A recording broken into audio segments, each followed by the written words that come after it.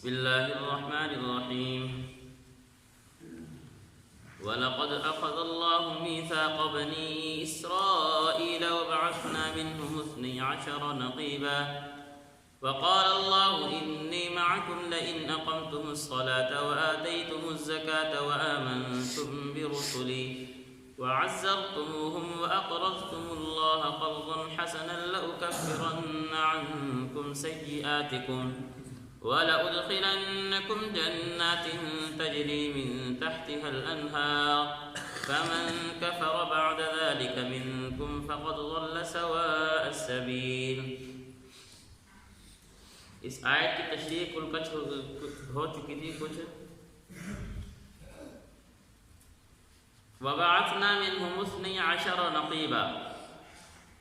اللہ رب العزت نے فرمایا کہ ہم نے بنی اسرائیل میں 12 قبیلے تھے تو 12 قبیلوں کے ہر قبیلے کا الگ الگ سردار بنایا۔ مفسرین کہتے ہیں یہ جو 12 کا ہنسا ہے نا، اس میں بڑی حکمت ہے۔ آپ علیہ السلام کے پاس مدینہ سے جس ٹائم مہاجر آپ علیہ السلام کو مدینہ کی دعوت دینے آئے تھے، ان سرداروں کی تعداد بھی 12 تھی۔ 3 قبیلہ اوس سے تھے اور 9 قبیلہ خزرج سے تھے۔ اسی طرح حدیث میں آتا ہے، آپ علیہ السلام نے فرمایا، بخاری مسلم کی روایت ہے کہ اس امت کا نظام، لوگوں کے کام اس وقت تک درست چلتے رہیں گے جب تک ان میں 12 خلفاء ان کی قیادت کرتے رہیں گے۔ حضرت امام ابن کثیر رحمۃ اللہ نے فرمایا ہے کہ اس حدیث سے ہمیں اتنی بات تو پتہ چلتی ہے کہ اس امت کے 12 خلفاء جب تک اس امت کی قیادت کریں گے، ان کا نظام، ان کے کام کاج درست چلیں گے۔ لیکن یہ بات نہیں پتہ چلتی کہ وہ خلفاء یکے بعد دیگرے مسلسل آئیں گے یا درمیان سے وقفے سے آتے رہیں گے، یہ بھی نہیں پتہ چلتا۔ اس لیے مفسرین نے کہا کہ 4 خلفاء اربع، حضرت ابوبکر صدیق رضی اللہ تعالیٰ عنہ، عمر عثمان غنی، علی رضی اللہ تعالیٰ عنہ، یہ 4 خلفاء یکے بعد دیگرے آئے۔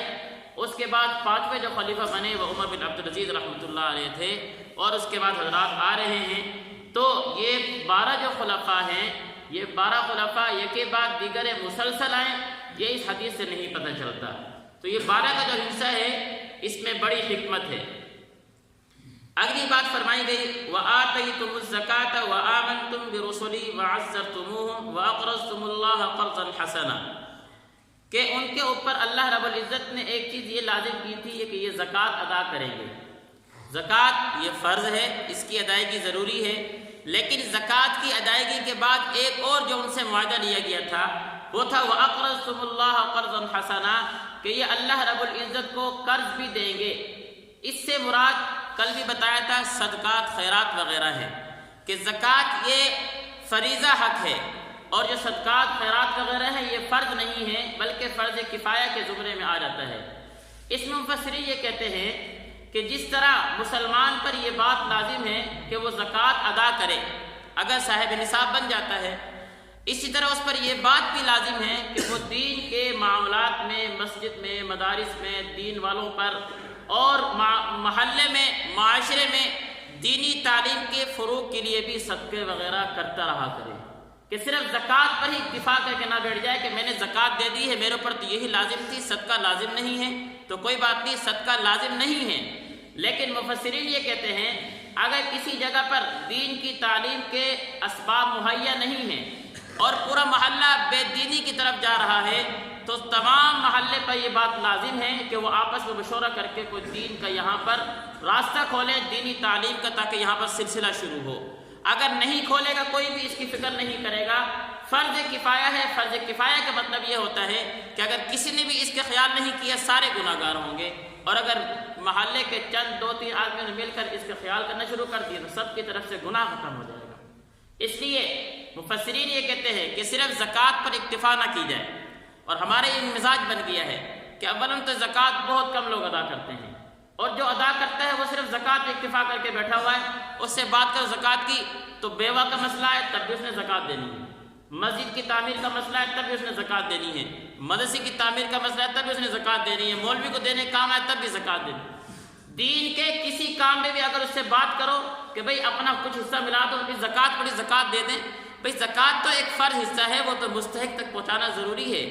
یہ جو اسباب، یہ جو آپ کے سامنے معاملات رکھے جا رہے ہیں، اس کے اندر صدقات خراج تقسیم دیا جاتا ہے جو زکوٰۃ کے علاوہ مال ہوا کرتا ہے۔ اس لیے اللہ نے فرمایا کہ ہم نے بنی اسرائیل سے ایک معاہدہ یہ بھی لیا تھا کہ زکوٰۃ کے علاوہ صدقات خیرات بھی تم نے اللہ کے راستے میں کرنے ہیں تاکہ کل قیامت کو اللہ تمہیں اس کا بدل سے دے سکے۔ اس لیے ہمارے اوپر بھی یہ بات ضروری ہے کہ ہم زکوٰۃ پر صرف اکتفا نہ کریں۔ اللہ سمجھنے کی توفیق نصیب فرمائے۔ فَبِمَا نَقْضِهِمْ مِيثَاقَهُمْ لَعَنَّاهُمْ وَجَعَلْنَا قُلُوبَهُمْ قَاسِيَةً، ترجمہ دیکھیں گے، پھر یہ ان کی عہد شکنی ہی تھی جس کی وجہ سے ہم نے ان کو اپنی رحمت سے دور کیا اور ان کے دلوں کو سخت بنا دیا۔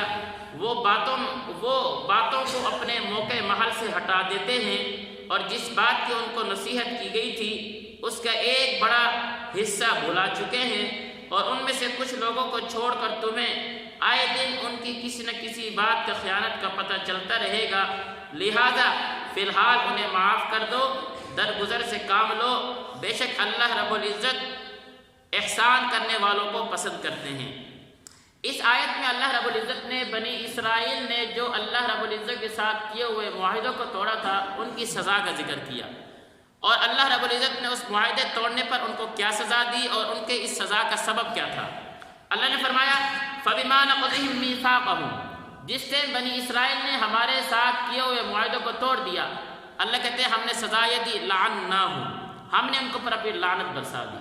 لعنت برسانے کا مطلب کہ ان کو اپنی رحمت سے دور کر دیا، اور مفسرین کہتے ہیں انسان کی نجات کا سب سے بڑا راستہ یہ ہے کہ وہ اللہ کی رحمت میں آ جائے۔ بچہ ہے نا، بچے کو کوئی تکلیف ہوتی ہے، کوئی پریشانی ہوتی ہے، ماں اس کو اپنے آغوش میں لے لیتی ہے۔ کوئی بھی اس کو تکلیف ہو، کوئی درد ہو، کوئی پریشانی ہو، کوئی دکھ ہو، اس کو ماں آغوش میں لے لیتی ہے، بچہ سکون، میری سکون مل گیا ہے، بچہ خاموش ہو جاتا ہے۔ انسان جب اللہ کی رحمت کی آغوش میں آتا ہے ہر قسم کے فتنوں سے بچ جاتا ہے۔ تو انسان کی نجات کا سب سے جو بڑا راستہ ہے وہ یہ ہے کہ انسان اللہ کی رحمت میں آ جائے۔ تو بنی اسرائیل نے جب اللہ کے ساتھ کیے ہوئے معاہدوں کو توڑا، اللہ کہتے ہیں لعناہم، ہمیں ان کو پر لعنت برسا دی، اپنی رحمت سے دور کر دیا۔ پہلی سزا ان کو یہ ملی کہ اب ان کے بعد نجات کا راستہ ان کے لیے ہے ہی نہیں، کہ اللہ کی رحمت سے دور ہو گئے۔ لعناہم، دوسری سزا وجعلنا قلوبہم قاسیہ، اور ہم نے ان کے دلوں کو سخت کر دیا، ان کے دلوں پہ زنگ لگا دیا۔ قرآن مجید کی آیت ہے نا کلا بل ران علی قلوبہم، ران علی قلوبہم، کہ ان کے دلوں پر زنگ چڑھ چکے ہیں۔ اور مفسرین یہ کہتے ہیں کہ جب انسان گناہ کرتا ہے، حدیث میں آیا آپ علیہ الصلوۃ والسلام نے فرمایا جب انسان گناہ کرتا ہے تو پہلے اس کا دل صاف شفاف ہوتا ہے، صاف شفاف، ہر نیکی کی بات کو قبول کرتا ہے، ہر اچھائی کی بات دل میں جاتی ہے، ہر برائی کی بات سے نفرت کرتا ہے۔ لیکن اس نے گناہ کیا تو گناہ کرنے کی بدولت اس کے دل پہ ایک سیاہ نقطہ لگ گیا۔ اب سیاہ نقطہ لگنے کے بعد اگر یہ توبہ کرتا ہے وہ نقطہ دھل جاتا ہے، دل دوبارہ صاف ہو جاتا ہے۔ اگر یہ گناہ کے بعد توبہ نہیں کرتا، دوسرا نقطہ لگا، تیسرا لگا، حتیٰ کہ اس کا یہ دل سیاہ ہو چکا ہوتا ہے۔ پھر اس کے بعد حدیث میں آیا، آپ نے فرمایا پھر اس دل کی کیفیت یہ ہو جاتی ہے جس طرح ایک برتن ہوتا ہے، وہ باہر سے کالا ہوتا ہے اندر سے صاف، آپ اس برتن کو اوندا رکھ دو، الٹا رکھ دو اور اس کے اوپر کوئی چیز ڈالو، وہ ساری چیز باہر گر جائے گی۔ کہ اس کا دل گناہ کرنے کے بعد جب سیاہ ہو جائے تو اس کی دل کی کیفیت اس برتن جیسی ہو جاتی ہے کہ آپ اس میں کوئی اچھائی ڈالیں وہ اندر نہیں جاتی، وہ باہر ہی گر جاتی ہے۔ اور اگر انسان گناہ کرتا رہے تو اللہ نے فرمایا وجعلنا قلوبہم قاسیہ، کہ پھر اس کے بعد اس کی کیفیت یہ ہوتی ہے کہ اس کے دل پہ زنگ لگ جاتا ہے، اور زنگ لگنے کی بدولت پھر نقصان یہ ہوتا ہے کہ اس کو نیکی برائی لگتی ہے، برائی اچھائی لگتی ہے، تبدیل ہو گئی نا دل کی کیفیت۔ اب اس کو پتہ نہیں چل رہا، بدی نیکی نظر آ رہی ہے۔ اور حدیث میں کیا آیا، آپ نے فرمایا علماء کہتے ہیں کہ نیکی کرتا ہے تو ایک نیکی دوسری نیکی کو دعوت دیتی ہے، نیکی نیکی کا سبب ہوا کرتی ہے۔ آپ نے نماز پڑھی، آپ کو اپنی نماز کی توفیق ملے گی۔ آپ مسجد میں آئے نماز پڑھنے کے لیے، آپ نے کہا قرآن مجید کی تلاوت کر لوں، نیکی نیکی کو دعوت دیتی ہے، اور گناہ گناہ کو دعوت دیتا ہے، برائی برائی کو دعوت دیتی ہے۔ جب آپ کا دل صاف ہوگا تو اس میں نیکیوں کے جذبات ابھریں گے، نیکی کرنے کا دل کرے گا، اور جب دل برا ہوگا تو پھر اس میں نیکی آئے۔ فرمایا اللہ نے وجعلنا قلوبہم قاسیہ، دوسری سزا یہ دی کہ ان کے دلوں کے اوپر ہم نے زنگ چڑھا دیا، دل سخت کر دیے۔ اب کیا ہوا، ان کے سبب کیا تھے دل سخت کرنے کے، اللہ کی رحمت کی دوری کے؟ یحرفون الکلم عن مواضعہ، یہ اللہ رب العزت کے کلام میں تحریف کرتے تھے، رد و بدل کرتے تھے، معنوی رد و بدل بھی کرتے تھے کہ اس لفظ کا معنی یہ نہیں یہ ہے، اور لفظی رد و بدل بھی کہ آپ علیہ الصلوۃ والسلام کی جو بشارتیں آئی تھی تورات انجیل میں چھپا دیا کرتے تھے کہ یہ آپ علیہ الصلوۃ والسلام کے بارے میں نہیں ہے، تبدیل کیا کرتے تھے۔ وَنَسُوا حَظًّا مِّمَّا ذُكِّرُوا بِهِ، اور اللہ نے فرمایا کہ اس سخت دل کی وجہ سے اور ان کے اوپر جو اللہ کی لعنت برسی ہے اس کی وجہ سے، وَنَسُوا حَظًّا مِّمَّا ذُكِّرُوا بِهِ، ہم نے ان کے دلوں سے نصیحت کی بات کو نکال دی، اب نصیحت کی بات ان کو سمجھ ہی نہیں آتی،